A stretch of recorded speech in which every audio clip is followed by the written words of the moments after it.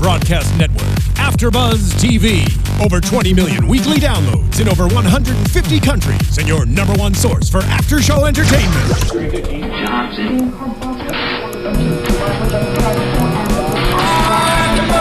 AfterBuzz TV, the destination for TV superfans, producing aftershows for over 300 of your favorite TV shows, interviewing celebrities and showrunners, and bringing you behind-the-scenes exclusives. All thanks to E! Entertainment's Maria Menounos, producer Kevin Undergaro, and internet leader Akamai.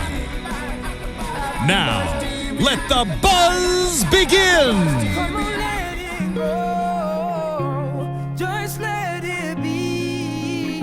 I'm in love with this song. I'm lip syncing over here. She's serenading me. Oh, how good was this song in this episode? So good. I'm downloading this the second I get home. I loved it. I love this song. And this episode, oh my God. It was amazing. Hey guys, it is Megan and Fern here tonight with you again for AfterBuzz TV's The Royals After Show.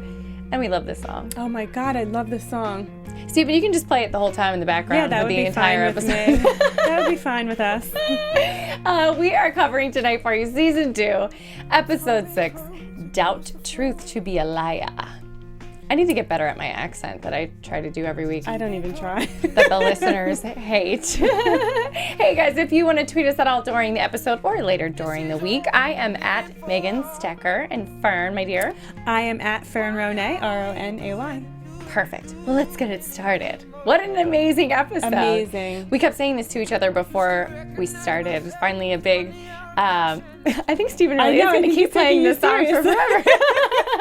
Thank you, Steven. We loved it. Thank you. Gosh, just packed full of stuff that happened. And another week of me trying not to let slip what I already know. So if you guys missed at all last week's show, I actually got to go with our creator, Maria Menounos, to E! for a special taping of... Wait, I was allowed to say this last week, right? Okay.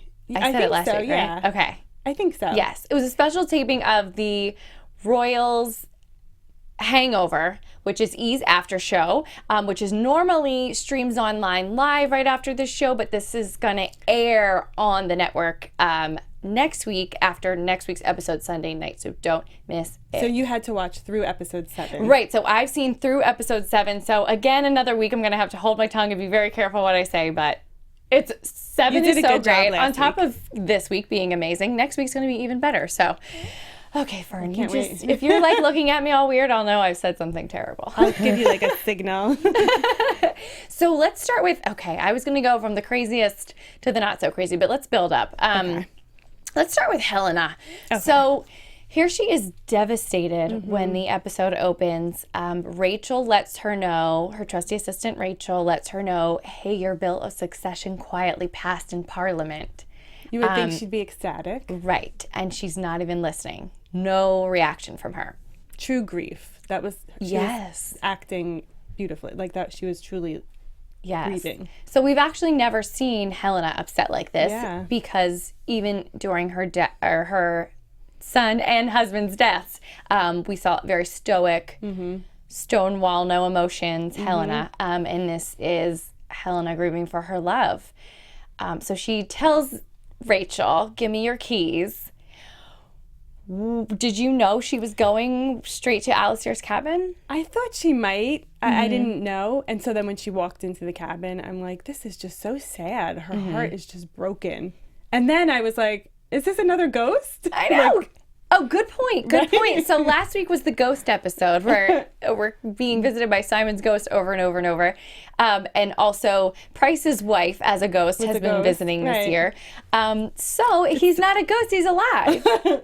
And then I was like, how did that happen? Which we kind of got an explanation, which doesn't satisfy me, but... Right. No, remind me exactly how he phrased it. So he said, I wrote it down, he said, I was prepared when they walked in. He knew he was a dead man walking. I was prepared when they walked in.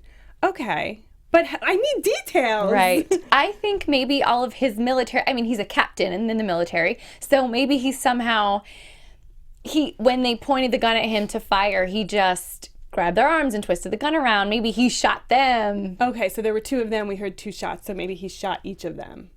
True. But why does Lucius think he's dead? Doesn't he realize his two men are not That's a good walking point. the earth anymore? Maybe what happened was he was able to grab the gun before they ever fired, and he fired off 2 rounds into the fireplace or something, just so that Lucius would think that he was shot.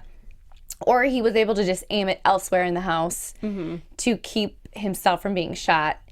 Maybe he paid off the men to leave. And then said, like, let's make a deal. Okay. All right. That's another scenario. But I would like some explanation. I mean, I think it's amazing he's alive. That was right. It's amazing he's alive. But I'm like, Helena, ask follow-up questions. Like, you were prepared, and then what? But yes, okay. So he's alive.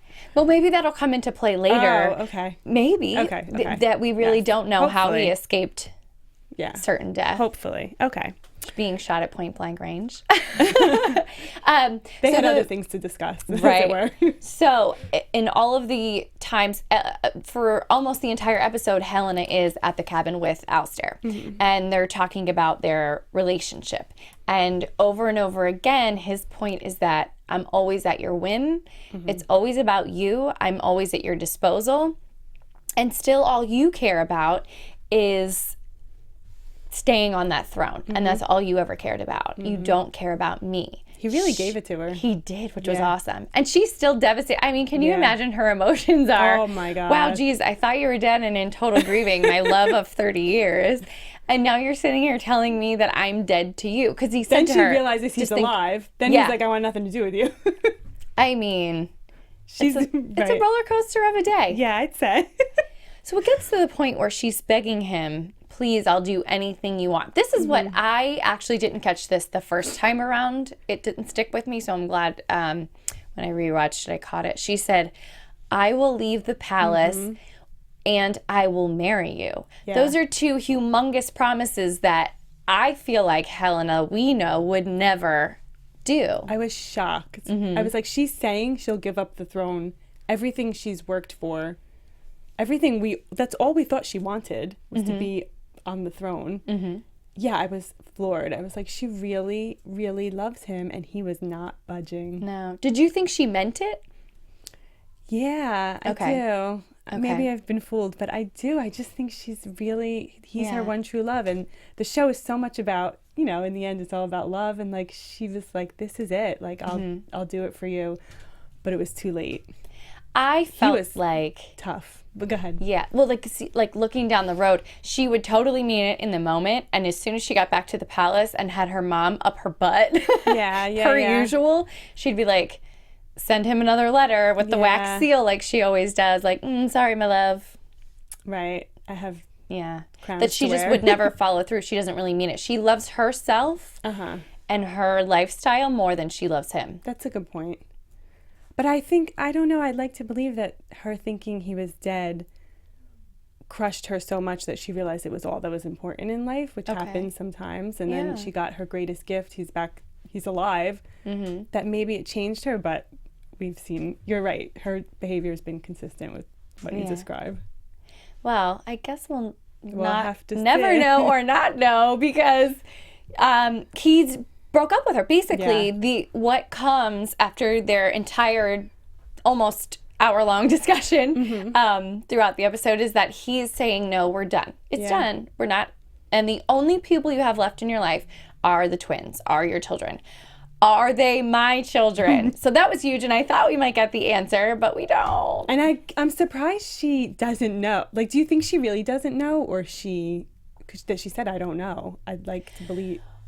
I believed her in that moment, but then I got confused at the end of the episode. Right, when she hides the... Right. So let's talk about the bloody handkerchief. So he cuts his hand with a knife and bloodies the handkerchief and hands it to her and says, have this tested. He's dying to know if these kids are his or not. I feel like he probably would love to meet them. Yeah. And be some sort of role in their life.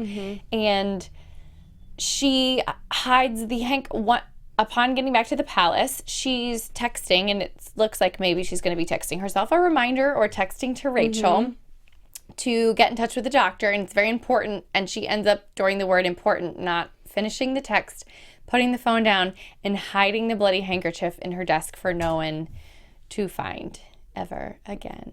So I'm like, does she really know who the dad is and she can't follow through on her plan? Right. Because it would ruin everything she and Cyrus have been planning? Right. Or maybe she knows for sure they're King Simon's and she doesn't want to hurt Alistair and make him think, or I don't know. I don't know. It's tough to say. It's tough to say. Left dangling once again. Right. Because if she gets confirmation they're not your kids, she'll have to tell him they're not your kids, and it'll be more reason for him to, just really cut her out of his life forever. So maybe she wants to just hang on for a little longer. I don't know. I don't either. Maybe she wants to sleep on it. I do say the answers come to you in the morning. Everything's a little clearer in the morning, better in the morning. Yes, that's right. Just plugging Fern's book over here, shamelessly. All right, so thank you. Helena's role this week. And let's just do Cyrus, too, because that was more minor this week. So he dares to dress up his new lady of the Privy Chamber, Violet, the lady who's been not a maid for only 3 days now. She's all dressed up gorgeously like a bride. I did take note that didn't she look very bridal? She did look very bridal. It was beautiful. She's gorgeous. She's that actress, gorgeous, adorable, gorgeous. I know something that I'm not allowed to say. Oh, dang. Okay. I'm glad you didn't next slip. week I can say it. I'm glad you didn't slip. I know. But I'm excited I to can find share out what it it next is. week. So they go to the opera together. So he wants to take her out on the town on a date instead of attend the twins' birthday party. And Violet feels very out of place and kind of like everyone is staring at her in the wrong way. And I kind of was wondering what your thought was on why they kept focusing on her feeling so out of place. I don't know. I guess just to drive the point home that he's making, a mockery of the crown. He's supposed to be married to someone dignified. He's supposed to be someone to look up to. And I guess they don't approve of her standing, which is so mean, but that's how these people are. And I guess just to drive home the point that she doesn't fit in, and either does he. I don't know. Good point. And it seemed like what we were focusing on with Cyrus this week was him continuing to focus on his mortality. So when he left the opera with Violet, there were some construction workers who kind of called out to him in the very American blue-collar way. It's like, yeah, finally a king that's got some balls. Yeah, long live the king. So what upset him, I think, were them chanting long live the king. Because I think he was reminded, crap, I'm sick and possibly dying. Right. But he liked for a minute that he was being cheered on. Yes. Which shows money and royalty and what you're born into does not buy class. Like, he was on the same level as those guys, talking about his, calling her a nice piece. I like your style. Yeah. So he liked it for a minute. But then, those words reminded him might not have long to live. Good point. With Cyrus and Violet's outing at the opera, they did run into James Holloway's wife, which seemed like a strange thing to insert into the script for me. So I'm wondering where that little piece of the story is going to take us, or why that was important. So Cyrus runs into James Holloway's wife. She's very upset with him for passing him over as the prime minister because he promised to make James Holloway the prime minister. We know all about James and Cyrus' past as far as being sexual bedfellows and doing drugs together and all that crazy. And that Cyrus locked him up in the cage, which apparently the wife knows about too. She said, how dare what you did to him. Okay, yeah. They had the greatest exchange. She it said, was so great. Where is he? He's working hard since you gave him the shaft. He said, more like working hard on someone's shaft. And he said, great dialogue. Yes. And something about you two will have a lot to talk about. How terrible. I started laughing so hard. My boyfriend was sitting on the couch next to me while I'm screening this at home, and I'm laughing so hard and trying to explain to him, and he's like, what is oh my God. Is he talking about? I'm like, don't worry about it. There's a lot of ground to cover in this show. Seriously. So the last thing we get to see with Cyrus this week seemed pretty major. Yeah. He pulled a diamond ring out of the royal jewelry case. That one room that kind of has the spread of all the royal jewels. He pulls a ring out of the out of the case in a small little box. So it appears to me he's going to be giving this to Violet. What I'm assuming. Right. It looks like an engagement ring situation. I don't know who else he'd be pulling a diamond ring out for or what occasion he'd be doing that for. I wonder if they're going to have a shotgun wedding. Oh my God, wouldn't that be the best? That would be the best. Together? Or no, I'm not sure. They haven't shown it if they have. Okay. She's around him in lingerie a lot. Yeah. But I wonder if she's they pregnant. haven't made a point to show if they like wake up in bed together. Or which is they always show when Cyrus is sleeping with someone, and so I'm not sure why they've been staying away from that. Maybe because he really likes her. They're trying to make maybe they haven't slept together yet, and that is the point. He genuinely likes her. Right. Go Cyrus. Okay, Cyrus. So he might be a groom. So a lot of this episode revolved around the twins' birthday party. Yes. So it is the twins' birthday. This was a very heavy Lenny episode. I'm happy. Yes, yay! Yes. I know our Miley fan. Miley forever. What is it? Miley C fan forever. Forever, yeah. Yay! I know our favorite Twitter follower. She always wants us to cover more on Eleanor. So I hope this is going to do it for you, sweetie. We will. So Mandy is telling her, like, aren't you excited for your birthday? Mandy / Samantha. Here we go. I'm not going to know what to call her again this week. Is saying, aren't you excited for your birthday? And she's like, well, no, because it's usually all about my mom invites all her aristocratic friends, and it's about her friends, and it's not really my birthday party. She says to her, isn't there anytime you liked your birthday? Yeah. And she remembers her 5th birthday party where their dad, King Simon, threw them a carnival-themed birthday party. So it was really the only kids' party she ever had and ever had fun at.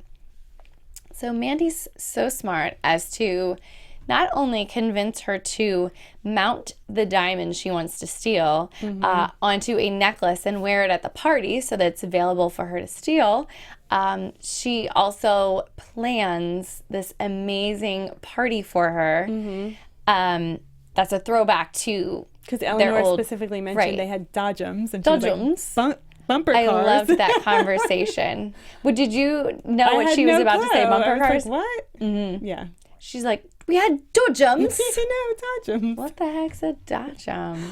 I know, I loved it. Well, so Liam, on the day of the party, gets woken up by friends who kind of want to spice the party up. So we get the party spiced up in 2 ways. We have Mandy planning the carnival kid fun aspect of it, and the boys kind of add the party till the break of dawn aspect with alcohol and all the other good I love stuff. Liam's friends. I'm glad he has good friends. Right. I like that's added this year. Not just a shook, but that little gang of the three guy friends. I love them all.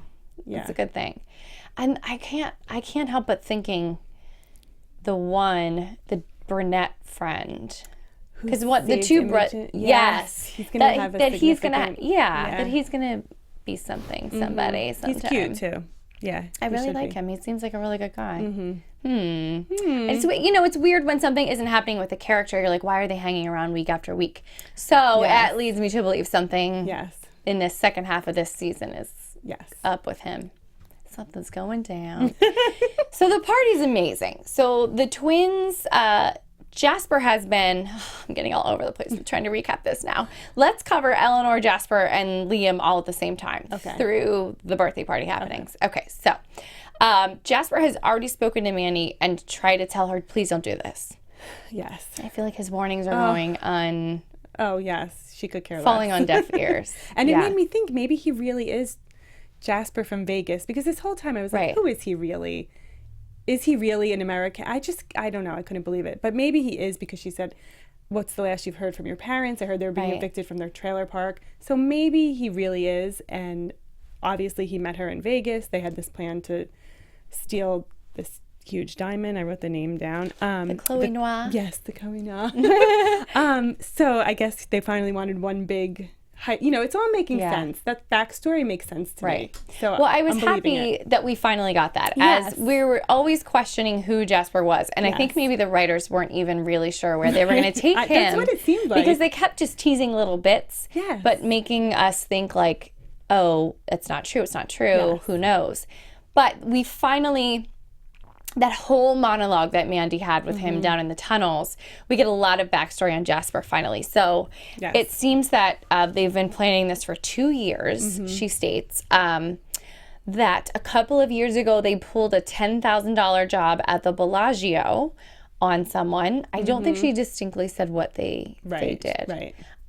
Also that, don't worry, you're a better man than your dad. So apparently daddy issues there with Jasper. And that his parents got caught on a con they were doing. And Jasper, I don't think has heard from them. And the last thing she heard was that they were going to be evicted from their trailer park home. Right. After their last con failed. Right. So that's a lot. Yeah. That's for always being told Jasper from Vegas. And the only other time we really got backstory from him was when he was about to sleep with Helena. Yes. Or whatever really happened with them. Right. And he mentioned the crime boss that he liked, but he was really, he was with the daughter, but he really wanted the wife. And he pointed out last week that he said her name was Samantha. Samantha, yes, which I read on a someone's blog, which I was like, oh my God, thank God I read this, because I never would have put the two together. So apparently that is the crime boss's daughter, who he was dating. And they've been pulling cons together for a few years now. So this has been 2 years in the works. And he obviously is really in love with her if he doesn't want to go through with it. Yeah, the other thing this whole time, how grateful Eleanor was being. Like, thank you so much. She was so overcome and so grateful. And watching it and knowing she's being fooled and going to get her heart crushed was so hard. So hard. That's what I thought about this episode. I was like devastated for her, because is this the first time she's said she's happy? Yes. Yeah. Yeah, probably in these 2 seasons. It's the first time. She was so overcome with joy. Yes. I got to give Jasper credit this episode. He tried to get Mandy twice to stop before she even went through with it. And he also tried to warn Eleanor without giving away what he was formerly up to and what Mandy is currently up to with trying to steal the diamond. I give him a lot of credit. He just wants to be around Eleanor. He loves her. He does. He fell in love. It's all about love. Yeah. Oh my God. Okay.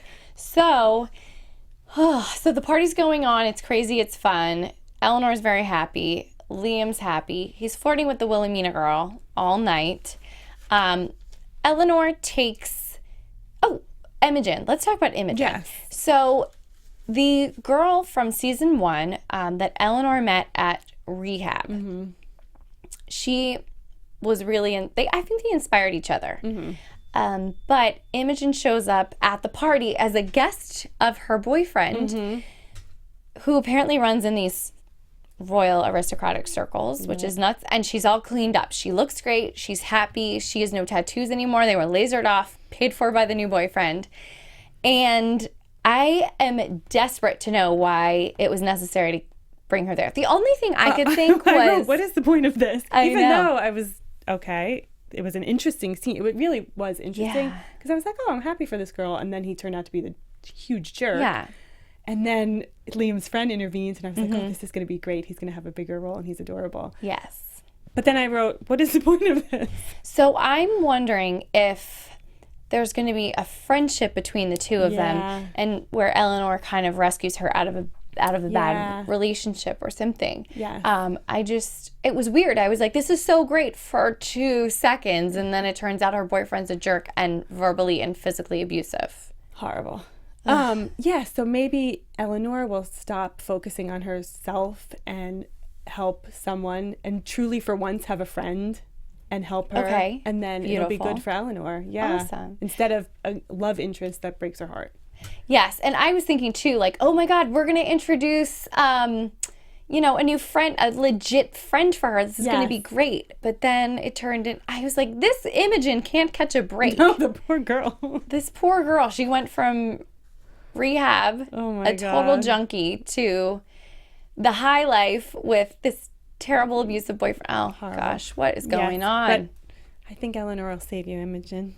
Okay, good. Okay. Yes, well, maybe that's how we can, like, redeem Eleanor this year. Like, she can, like, stop crying for herself, stop worrying about herself, and do something for someone else. Yes.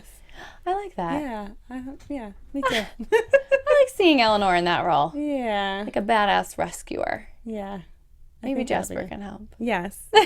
Did we talk about Jasper in the vase? He was like, take something else. I love that dialogue.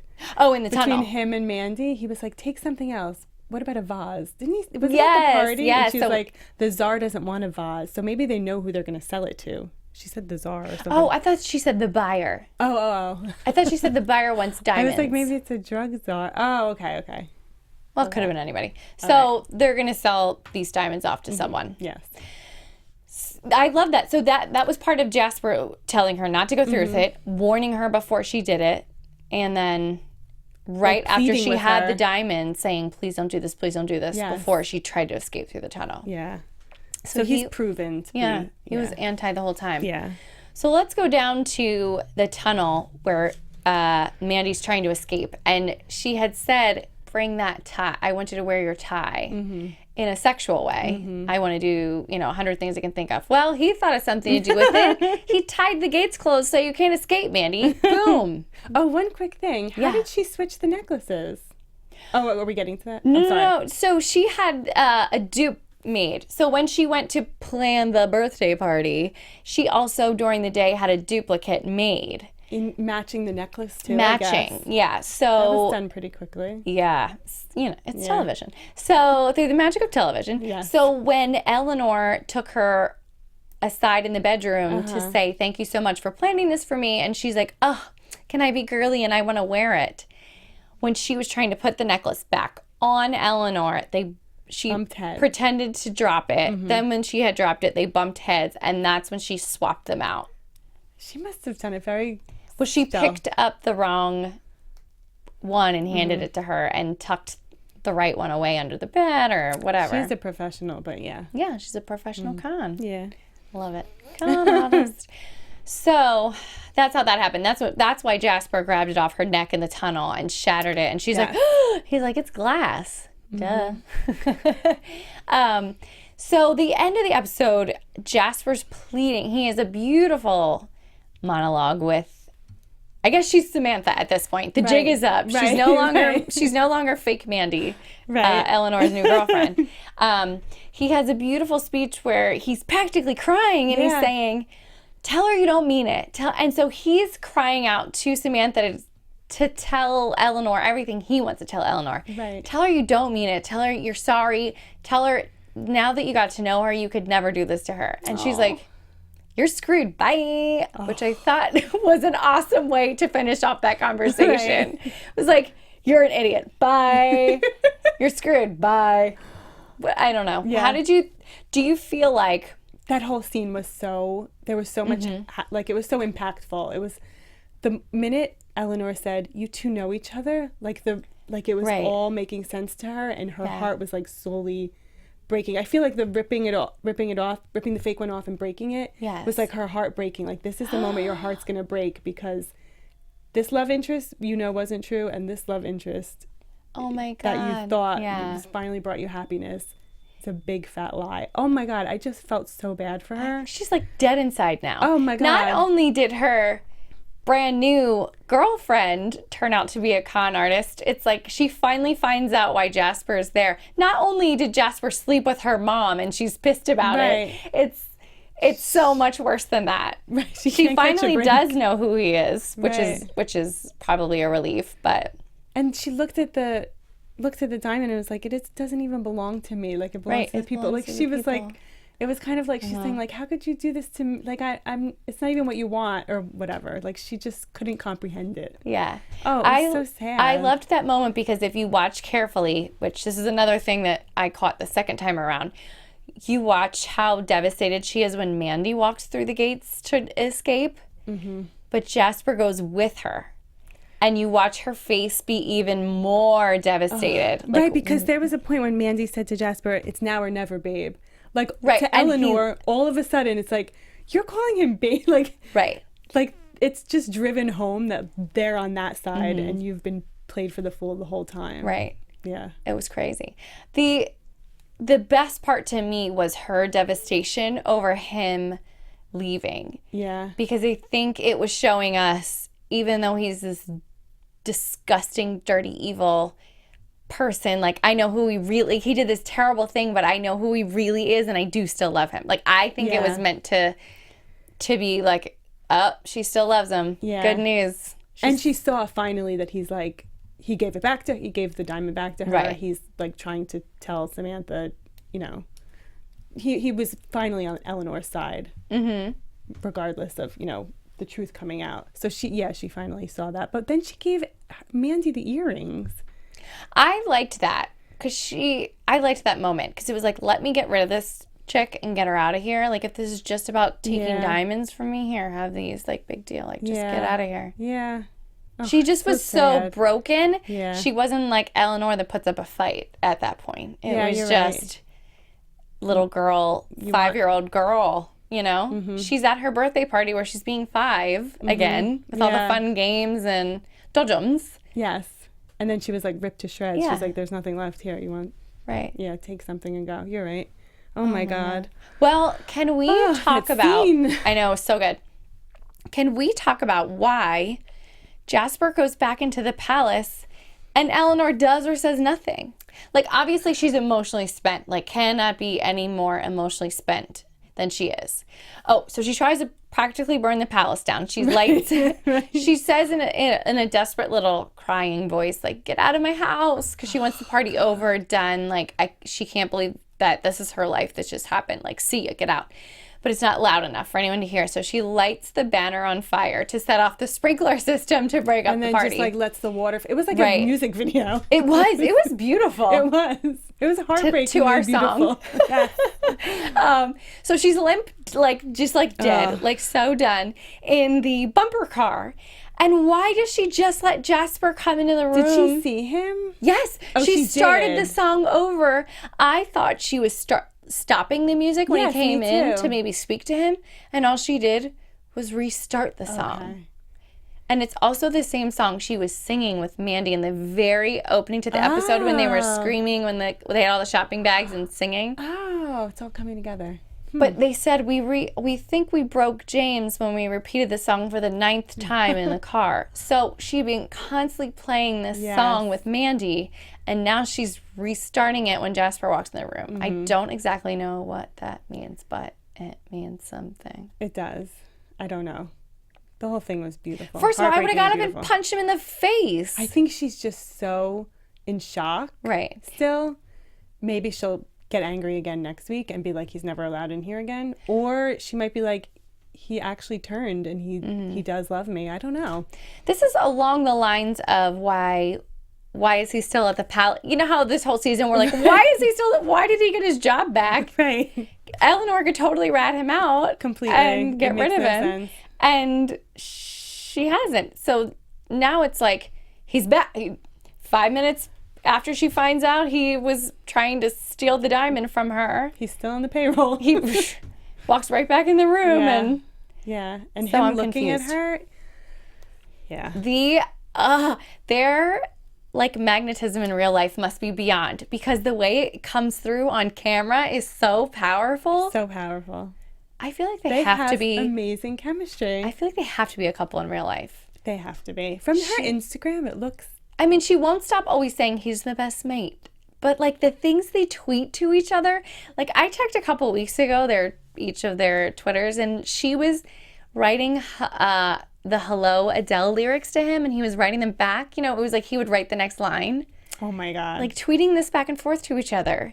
And there was a time where I guess they had been promoting for the show for season 2 to begin. So they were seeing a lot of each other. And then he went back to England and she was still here. And she wrote, well, just like that, my right arm is gone. Like, come on. They're adorable together. I hope they are. They have amazing chemistry, and they have to be together in real life. I'm just so happy. I hope it's not... God, it's like Twilight. It's like, please don't break up because we need this chemistry to hold us through till this show is wrapped up and done. Just stay together for us. Forever. Well, maybe they are just friends. I never understood how guys and girls could be friends without some kind of sexual... Yeah, maybe when working together so closely that they are just best friends because they spend so much time together. But I don't know. They both have there's something there on camp. They are amazing on the show together. Right.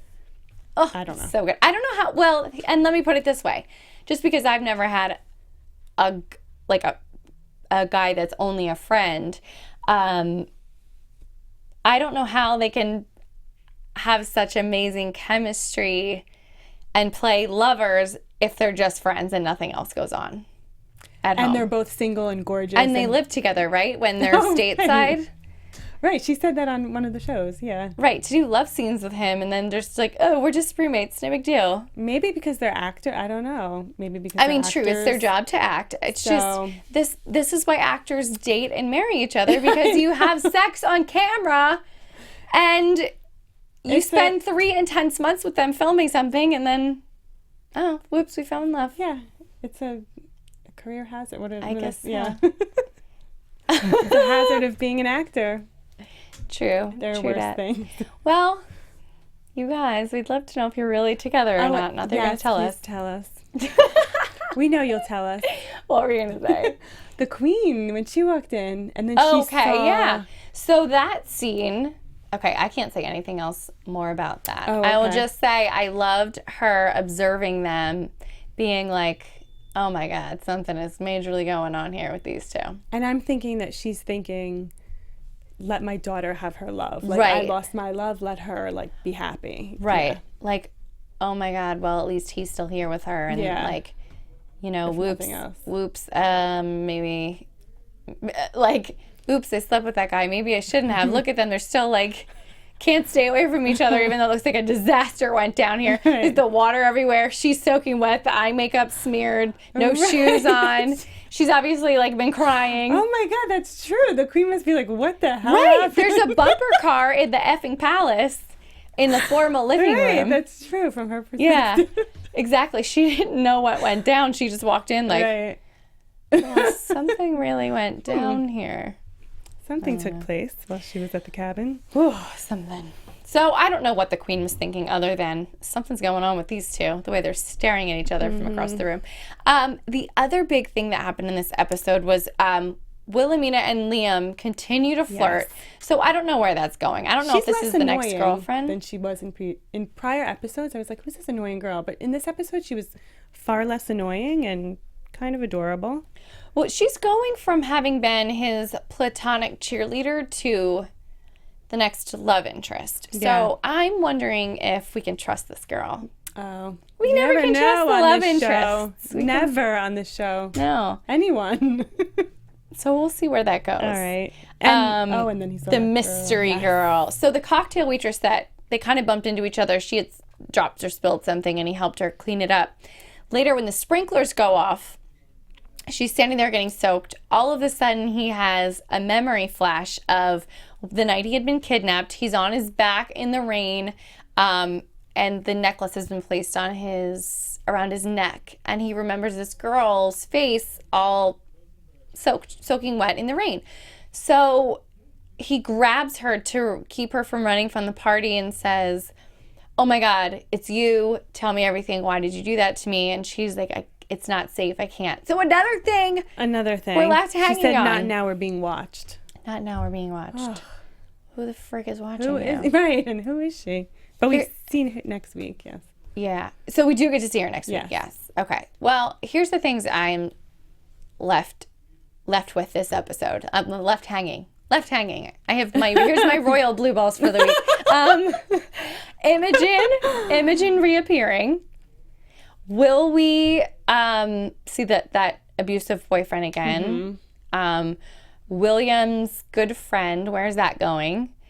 Wilhelmina, or I'm sorry, I keep calling him William. That's his name in real life. Yes, that's right, Will Mosley. Sorry, dude. Liam's buddy, and Liam's girl, Wilhelmina. Like, where's that going? Gosh, it's so much. The diamond ring with Cyrus. The paternity. It's too much. Yes. Never mind. Everything. No, you hit them Everything all. left me hanging. You hit them all. Oh my God. I think Imogen was the biggest surprise to me this week. Yeah. I felt like we kind of knew where the birthday and diamond thing was going. Like, we had been set up so much last week. Yeah. And I'm happy Jasper stayed. Yeah. But I think we kind of knew that. Finally happened. Like, seeing Eleanor find out was pretty major. Was great. Yeah.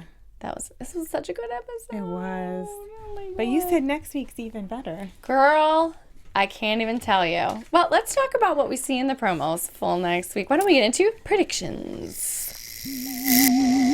And now, your AfterBuzz TV predictions. Okay. I'm not allowed to do them. Okay, so I will Lest do I them. be sued by E and Mark Schwann. Well, do you want me to say everything we see in the promo and then you predict? Yeah. Okay. So we're going to see Liam with mystery cocktail waitress girl. And he says to her, "These are dominoes. What's going to come tumbling down?" We also see Liam say to Eleanor, "I think Mom killed someone." We see Cyrus on the throne giving a really threatening talk. Ominous talk. Yeah, not really sure who he's talking to there. It ends with "things are about to get a whole lot worse." Cuts off right there. And we see Ted Price with his gun drawn on someone, telling them, "You're playing a dangerous game." We again see the man from the shadows at the museum who possibly replying to that same statement, "As are you." So you are playing a dangerous game, as are you. Oh my God. Okay, go. Big deal. Okay. I don't know if Helena actually killed someone. I can't picture her actually killing someone, but she definitely had someone killed, and they figured it all out, and that was the start of Domino, I guess. I don't know. It's so... Who knows? I can't wait to find out. And then Liam finally talks to the girl, and the girl, maybe the person that Helena killed or had killed is related to that girl somehow. Okay. I don't know. Okay. Or maybe that girl, I always wanted to go back to Robert. Like, maybe that girl knew Robert at some point. Okay. And he, before he died, sent her to help Liam. I don't know. That's my prediction. Well, I can't tell you if you're right or wrong, but thank you for having your prediction. Anything to say about Cyrus in that scene, or Ted Price and the mystery man? God, I can't figure that out because I don't think Price, I just want him to be a good guy. Like, I can't believe that he would be involved. Right. So, I don't know. I can't predict on that one. And then as far as Cyrus, I don't know. Maybe there's going to be a wedding. I always like a wedding. I don't know. Oh my God, wouldn't that be so fun on this show? And then the maid becomes the queen. Like, that would be the ultimate irony. Ooh. I just really want to see like a full-blown royal wedding on this show. Like, wouldn't that be so fun? As big a deal as the real Prince William and Kate wedding was. I was home from work that day I think I called out of work. I'm not kidding. I think I stayed home to watch it live on E.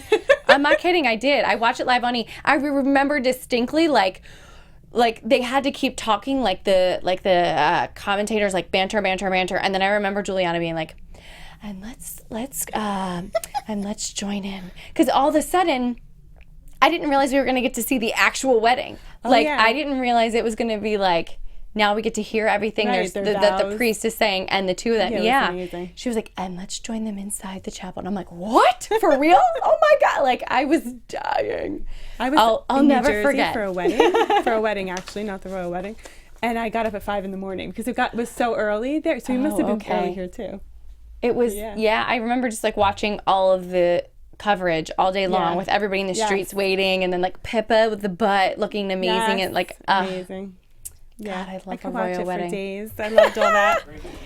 Okay, guys. Well, that'll do it for us for this week. for the Royals after show. Cannot wait for next week. Fern will not be here, but she's going to be home for the holidays, but I will be here, guys. Never fear. Next week's going to be such a major episode. I wish I were here. Well, I can't wait to tune into the after show. Yay. Well, if you guys want to talk to us at all this week before the big episode 7, Fern, where can we find you, love? You can find me on Facebook, Twitter, and Instagram at Fern Ronay.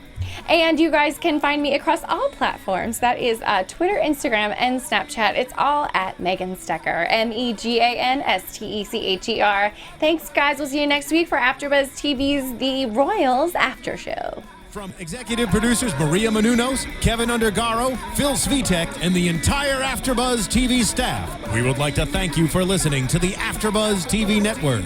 To watch or listen to other after shows and post comments or questions, be sure to visit AfterBuzzTV.com.